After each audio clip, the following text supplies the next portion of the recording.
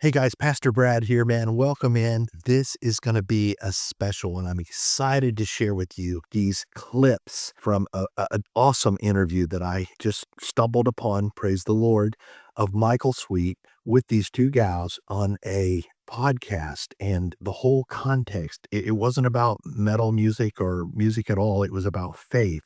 And so it created a forum, a platform for Michael to really share some things that I hadn't heard him speak in this way about before. So I'm thrilled to share that with you. But I want to set this up, okay? If you followed my channel for any length of time at all, you know I love Stryper. And I know so many of you share a similar chapter in your testimony to me with Stryper. If you came up in the 80s and you were into all the metal of that day, many of us felt like we just couldn't find any Christian music at the time that really compared to the music we loved at that time. And then Stryper burst onto the scene and it was like, dude, they were right there. They were as good, if not better, than the bands we were listening to. And we didn't have to go to the Christian bookstore to find them. And we didn't have to go to a church event to see them. They came right into our world, right onto MTV. I know some other Christian bands did too, but Stryper just did it in this big way. So the things that we loved, or that I loved, and I'm sure that many of you loved as well, about them was they were bold.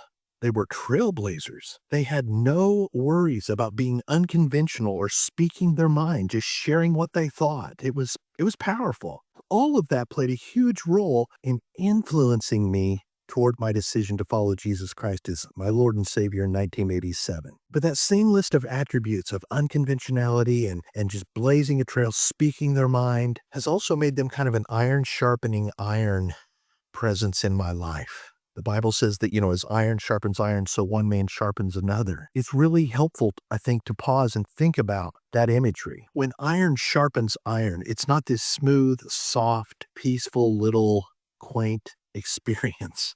It's banging and heat and friction and loud noises. And so sometimes when brothers sharpen each other, as iron sharpens iron, there's a little friction. Feathers get a little ruffled. Dander gets a little stirred up, That's not a bad thing. And I've had that kind of relationship with Michael, albeit as a fan from a distance, that kind of a thing. He's done some things that makes me go, whoa. Never questioned his sincerity, never questioned his faith in Jesus. I've just had moments where Michael pushed my buttons, And so I say all that just to set up this video and these clips that I want to share with you. As I said, let's give credit where credit's due, right? Thank you, Holy Spirit. I just stumbled onto this video of Michael doing an interview with these two gals on a podcast called the Grace Begins Podcast. And the title of the video was Michael Sweet, Faith at the Forefront. Like I said, one of the things that particularly drew me in was this was not about music or metal. They touch on some of those things, of course, because it's such a big part of his life. But it was a platform where he could just really focus on his faith and how his faith has shaped his life and his music and everything. So I want to encourage you to kick back, tune in, and listen to this. It's a little bit longer video, but man, it's just, I think, so encouraging. It reminded me in many places why I really have just appreciated Michael so much over the years. And I hope and pray and believe that it will really encourage you as well. I will definitely link up to the full interview at the end of this video so you can just click on it and watch. I'll also put the link in the description. But now, if you want to get something to sip on or drink while this is going on, this is a good place to hit pause.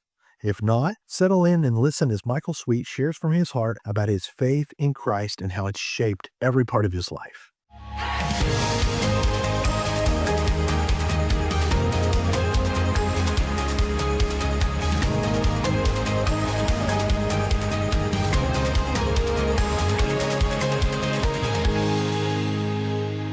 Everybody, welcome back to Grace Begins podcast. I'm Catherine Sutherland, and this is my beautiful co-host, Kathy Cardenas, and we are excited to be here with another amazing guest. Yes, another amazing guest. You probably have heard his music over the years. He's an incredibly successful lead singer of the band Stryper, Heavenly Rock, as they call themselves. They have some amazing hits, and one of the ones I love is Honestly. He's very well known for that, for Calling on You. always here for you. He has a new acoustic album coming out called To Hell with the Amps. And they named it that because it's his first acoustic album. So amazing. Please welcome Michael Sweet. It's good to be here. And I have to have you say, if you don't mind, can you say Stryper one more time? What did I say? Yeah, see, no, I find it interesting when you say Stryper, you don't have an accent at all. Oh, yes, I know. Isn't that funny? I had to learn to pronounce my R's because I'm Australian. So people wouldn't know what I was talking about. So my accent has kind of morphed over the years. So I now say things so people understand instead of saying Stryper. Yeah, we just got back from Australia, well, not long ago, a few months back, and they say Stryper. Yeah, Stryper, right? And you say Stryper. So I found that interesting. That's cool. I want to make sure they understand what I'm talking about. Our listeners will be like, what is Stryper? I don't know that band. I've become so used to your accent that I don't think I even noticed. You don't even hear it anymore. Yeah. That's funny. Well, thank you so much for giving your time this morning to join us. And we're excited to hear your story and what you have to share. So just tell our listeners a little bit about who you are and your amazing career. Well, I grew up in a musical family. I was born in 1963 in Whittier, California. And my parents were singer-songwriters. And, I always say I didn't really have a choice, although I would have made the same choice. I grew up in music, and it's all I've ever known. Became a Christian when I was 12, walked away from the church when I was 13, between 13 and 20. Because I lived in California and I was a musician and I was playing, believe it or not, at a very early age, I was playing the club scene in Hollywood, clubs like the Whiskey and Gazzarri's and the Troubadour and all these historical clubs. And I rededicated my life when I was 20 and I am now 25. So just a few short We're years the same ago. age, and we're all the same age. You're in the 80s time portal. Yeah. Yes. But yeah, so many years ago, when I was 20, I rededicated my life, and I'm going to be 61 coming up. And it's just amazing that, we're looking back on 40 plus years of devoting our lives, our band, our music to God. And, we changed all the lyrics and just said, let's do this. And there was no looking back at all. And the rest is history, as they say. We're a band that nobody really knows where to put us, on the mainstream secular side, on the Christian side. I mean, we don't really fit into any club or category. So people don't know what to do with us. But at the same time, we've been able to cross over and achieve success. God's really blessed the band, anointed the band. And regardless of people not knowing what to do with us, we've had an effect on many lives and seen a lot of people give their lives to Christ because of the band, the music, and the message. It's just interesting. I think what happens a lot of times, and I've seen it firsthand, so I feel like I can give an opinion on it from experience. I think in the Christian world, a lot of times things are kind of cheesy or corny. A lot of times because they don't invest the right amount of money into a project to make it as good as the other projects that had the right amount of money invested, if that makes any sense. In other words, when we signed with Enigma Records, it was a mainstream label, secular label. They invested a lot of money into the band. They would never compromise what to spend on the videos or the albums. And then when I left the band in 92, I signed a deal with the Christian label called Benson at the time. They're now Provident, Absorbed. And they were all about like low budgets. The talk was always, oh, we got to bring that budget down. We got to bring that budget down. And it was always about not spending enough money or what it took to make it cool and make it great to compete with all the other stuff out there. So I think that's the problem with a lot of these movies you watch or albums you hear. It's sometimes just a matter of budget, and you can't have a great product unless you're willing to spend the money. At least that's my opinion. It was really interesting how we came to know Christ. We basically started watching Jimmy Swaggart on television. Yeah. And, of all things, who could imagine, this band Stryper, when we were early on, young lads, here we are watching Jimmy Swaggart. And we started watching Jimmy, and then we watched him again the following week, and then again the following week. And we were really drawn to him because, his words spoke to us, but his music spoke to us even more because he sang, what he sang, he sounded like Elvis Presley. And I grew up in a home that loved Elvis Presley. My dad absolutely, Elvis was his biggest influence, and my dad was a singer songwriter as well. So I grew up around Elvis and hearing Elvis every day in and day out. So when we heard Jimmy sing, we thought, oh wow, he sounds kind of like Elvis, this is cool. And then we heard his words and heard him preach, and it was like, oh, this is incredible. And it really moved on us, and we literally became Christians through Jimmy Swaggart, through the television. Then we got involved in a Southern Baptist church locally, and went to church. And then I kind of fell away from church not long after that, and got caught up in the whole Hollywood club scene. And it kind of grew up really fast, and did a lot of things I'm not proud of. But like I said earlier on, I rededicated my life when I was 20, and there's been no looking back for me. Well, I mean, we were basically a band called Rock's Regime. And we were in a garage in La Mirada, California, across from Biola University. And we were playing and writing songs and kind of honing our craft and figuring things out. And we had a friend come in the studio that we knew in the world, prior to that moment. And you could see this glow upon him and a sparkle in his eyes. And he came in and he started talking to us about God and telling us how God had changed his life. And he was a fellow musician and involved in all kinds of stuff, prior to that made us, kind of blew us away. Like, whoa, you? Okay. You're a Christian? Wow. It was pretty eye-opening. And then, God started knocking on our hearts' doors at that moment. And he was already in our hearts, but we weren't living for Christ at all. And Kenny Metcalf was used to really speak to us. And then another guy by the name of Michael Guido was heavily used to influence us and speak to us and encourage us.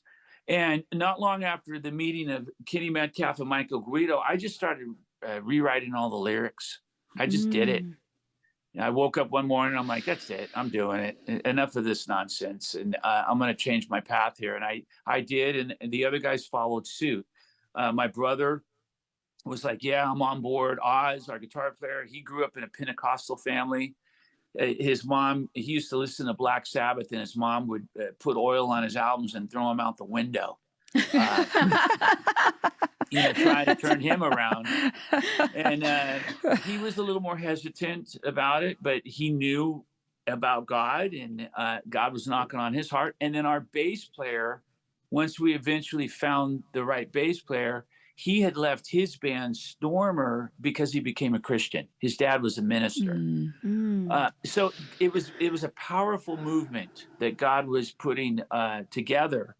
And we didn't even know what he was doing. It was just happening before we even knew it. And that's how God works.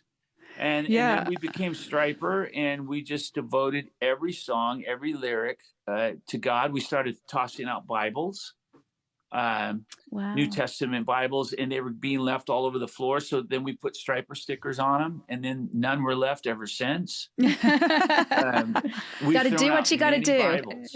Yeah, it's pretty incredible what happened, what God did with the band. Amazing.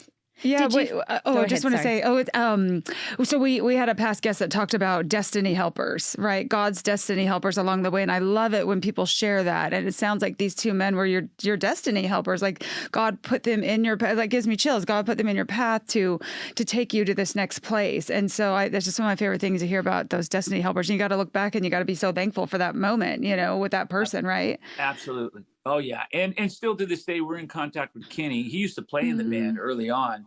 He was our keyboard player, became our keyboard player. And then Michael Guido went on to be basically like a rock and roll pastor. Like he pastors all the bands that travel, and from DC Talk to Michael W. Smith to Stryper to so many bands. Mm. And he's still our pastor to this day. And he comes out with Oh. us and hangs with us on occasion. And just he's there to kind of encourage us and inspire us, you know? God found you at such a young age and rescued you from a lot of heartache and misery.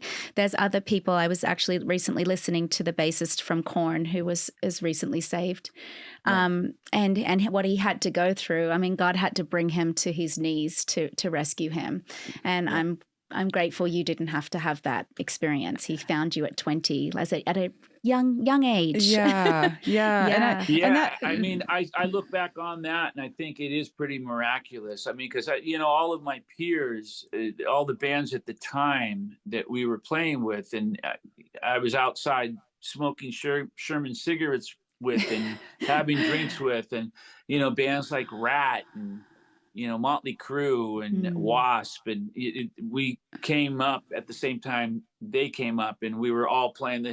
They'd be at the Whiskey, and we'd be at Kazari's, and the other band would be at the Troubadour, and we would walk to see each other, and hang out. And so, yeah, it's pretty interesting. I could have very easily have gone down a different path and not sitting here talking to you. It is amazing God's grace and mercy, and how his hand was upon everything. And the hardest part is trusting him. I mean, it's human nature not to. We're emotional beings, and a lot of times we put our emotions first. Our emotions rule us and control us. So it's really hard to trust God because of that, because you have, you want to put your faith in God, but then you're telling yourself like, but it's not going to work out. And then you pray and people pray for you and say, yes, it is. Believe, have faith, trust God. It's going to work out. And then an hour later, you're telling yourself, God, it's not going to work out. It's just how we're built. Yeah. It's a tug of war. But yeah, it's so important that's why it's important to surround ourselves with people of the same mind. It's very important. We all are faced with things that really bring us to our knees and put that trust to test. And we will be, if we haven't already, because as we get older, things happen. We get curveballs thrown our way. We don't know how to catch those curveballs. And I had a couple of situations with myself in the past few years. I had a retinal detachment. And I had to have surgery, and there were complications from it. It redetached. I had to have another surgery and then another surgery. And I thought basically, okay, I'm going to be blind. This eye is my bad eye, and this eye had 2 tears. So I just felt like, okay, I'm just going blind all of a sudden. Couldn't find any family that had the same condition.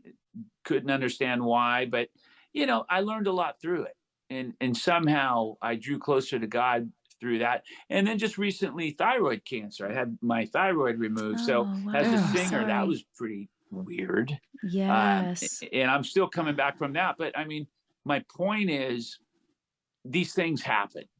And when they do happen, a lot of times we tend to blame God. Like, why, God? Why? How could you do this? And it's like, he didn't do anything. Yeah. It's just life. Yeah. This is what we have to go through and face because of, biblically speaking, we all know why. Yeah. And we just have to trust God and trust that he's got a plan, and we're going to get through the storm. It's it's easier said than done, because, we're flesh and blood, and we get caught up, like I said, with those emotions, and, we can feel one way one moment and then read something or see something and feel another way another moment. And that's just, it's that constant tug of war with ourselves. And, it's just, that's why it's so important to stay as rooted in the word, as rooted in your walk with Christ, whether it's with friends, books, trying to stay edified, as much as you can. And that's the tricky part, living in this world. I'm one of those guys, the way I'm built, I keep moving forward through adversity, whatever it may be. I just kind of pick up. Now, maybe that's a good thing or a bad thing. But it's just how I'm built, how I'm made. There have been times when I've gotten really angry at God and literally cursed God as much as you could imagine. My wife, Kyle, of almost 23 years, she had cancer and she passed. And when she was going through that, I was pissed. I'm not going to lie. And I was very angry at God because I just couldn't understand, because her of all people, I couldn't understand why she would have to suffer like that. But I learned a lot through that. And I realized so much. And when she passed, I just kept moving forward. Like, I felt for about a day or two, like just hiding with the curtains drawn. And then I booked a tour. I called the agent and I said, let's book a tour. And within a few months, I was out touring. People were like, you're not ready to tour. And I'm like, yeah, I am ready to tour. And that's what I had to do to get through it. But you got to keep moving forward, and you just have to put your trust in God, and he's going to get you through it no matter what it is. Yeah. Do you feel that that's a challenge for you because you're on a platform, a Christian platform? People look to you and say, oh, how's he going to handle this? Or what's he going to do now? Do you ever feel that weight and pressure on you? Oh, yeah, absolutely. I think the key is, focusing your own personal walk on Christ. Okay. So just focusing that, ignore other people. Like we as Christians tend to want to look at others and judge them and, come down on them. But yet we don't acknowledge often our dirt in our closets. We all have filthy closets that literally we will be cleaning out for a lifetime. And we need to focus on that. But I think that it's important to really just stay in tune with yourself and stay in tune with Christ, and just keep that deep-rooted personal relationship going. And, and just start it with the prayer. Start your day with the prayer every day, even if it's a 30-second prayer. End your day with the prayer every day. If you just do little things like that, it's going to be a lot easier to get through life. Absolutely. You guys, I'm trying not to laugh. We're in a deep, serious conversation, and I'm getting these pop-ups of emails that I'm getting, junk mail. And I just got one about being constipated. And I'm you did good to keep a straight face. That's the reality check of life. Yeah, right. Wow. Yeah. Having clean bowels is very important. Yes, clean soul, clean bowels. Important. There you go. Yeah. That's hilarious. You have such a beautiful voice. I know you sing heavy metal, but the quality of your voice is so beautiful. So I'm really excited to hear it. I'm really excited to hear it. I always joke about my voice. You have to have an acquired taste to get my voice. I have a very unique way of singing, Yes. I grew up, my dad would listen from everything from Pavarotti to Elvis to Creedence Clearwater Revival, to all the old classic country, and then move into like Bad Company and into heavier stuff at the time. So I kind of grew up with this very eclectic mix of music, and I think it rubbed off on me vocally. You have an amazing range. Like vibrato, chesty style of singing. Yes, but a huge range as well. It's pretty amazing. I mean, I love collaborating with other people, and it kind of opens your mind, to new ideas, new things. And I love that. I love the challenge of it. And, I have a lot of opportunities that come my way, and I have to pass on them because I have to feel led to do it. For example, there's a project I'm a part of called Sunbomb with Tracy Guns, who used to be the original guitar player for Guns N' Roses. Wow. He was the Guns part, and Axl was the Roses part. And he and I did a project called Sunbomb, and someone was writing the lyrics, and I was a little skeptical about that. And sure enough, they sent me the first lyric. I open up the lyric and I'm reading it, and it was called Burning Witches. And I'm like, is this April Fool's? Is somebody pulling a joke on me here? I'm like, and I'm reading these lyrics thinking, this is just ridiculous. And I wrote an email saying, guys, you know what I stand for. You know, I can't alienate my fan base, nor would I want to do that. And you know, I'm a man of faith, and I can't sing these lyrics. You know, these lyrics have to be rewritten. And so I've had to take a stand many times and say no to many things. And that I wouldn't have it any other way. But yeah, it's great working with other people, to answer your question. Yeah, and you actually sang for Boston too. Was reading in your bio. Yeah, I did. I was asked back in 2007 when my wife was ill at the time, and I wrote something about Brad Delp, the original singer, who took his life. And I wrote something online about what he meant to me, and you know how much he influenced me. And Tom's wife, Kim, read it, reached out to management and asked that I would come and sing a song at what was going to be their last show, a benefit show for Brad, celebration show here in Boston. And I said, of course. They had like Ann Wilson coming and Sammy Hagar, Mickey Thomas, all these guys. And it wound up turning into some of the singers dropping out and them asking me to sing their songs. So I went and learned guitar and sang More Than a Feeling and Peace of Mind and Rock and Roll Band and Long Time, all these songs. Yeah. And then after that show, Tom came backstage, Tom Scholes, the leader, and he said, this went so well, we want to keep going, and we want you to join the band. And I did. It was pretty surreal.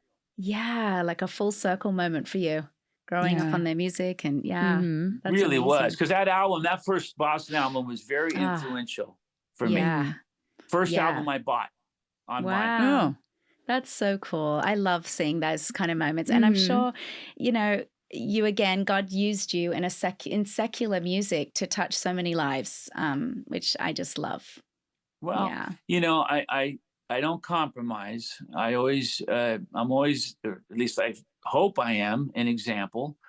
And, but yet at the same time, you know, I'm not there beating people over the head with the Bible, you know, saying, hey, let's talk. You need to accept Jesus right now. And I met King Diamond recently, who's a renowned Satanist, artist, singer. And we had a great conversation, and people wigged out. I posted a picture of it, and people were like, how can you sit there and talk to this guy? He's a Satanist. I'm like, how can I not? If you'd like to watch the entire interview, it's right over here. Got it queued up for you, man. Check it out. Of course, the link is down in the description as well. Thanks for hanging with me, man. Keep your eyes on Jesus.